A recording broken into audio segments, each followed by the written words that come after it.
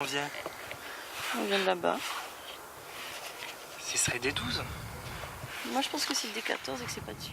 Premier objectif, se repérer. Ces étudiants en deuxième année de master spécialisés dans la gestion des inondations viennent de Montpellier et ne connaissent pas forcément la région.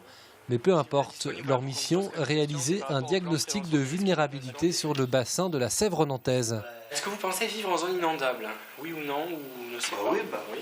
Anthony et Dominique ont une centaine de bâtiments à inspecter, tous en zone inondable à Saint-Laurent-sur-Sèvre qui voit régulièrement sa rivière sortir de son lit.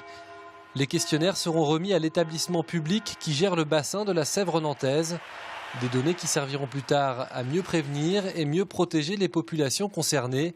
Nos deux étudiants dont cet exercice grandeur nature comptera pour leur examen ont en même temps le sentiment d'être utiles. Ça va servir à la commune, hein. C'est pour refaire les plans de sauvegarde, pour voir qui est inondé, qui ne l'est pas, pour qu'on puisse éventuellement les prévenir en cas d'inondation. Donc oui, j'espère que ça leur rendra service effectivement mais ça nous rend service à nous aussi. Voilà, ça nous apprend la réalité du terrain. Bonjour.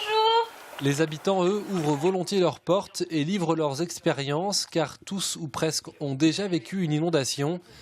Cette opération, ils la voient plutôt d'un bon œil, comme cette habitante qui estime ne pas être très au courant des procédures à suivre en cas d'alerte. Ça faisait tout un tour là, ça faisait le tour du truc vert. Il y a des choses où on n'est pas trop au courant, mais il y a d'autres choses où du coup on essaye de faire avec les moyens qu'on a, quoi. Donc peut-être qu'un peu plus d'informations pourrait nous aider, quoi. En tout, aujourd'hui, Dominique et Anthony auront questionné une vingtaine de foyers. Les personnes les plus âgées restent les plus riches en anecdotes sur les crues passées.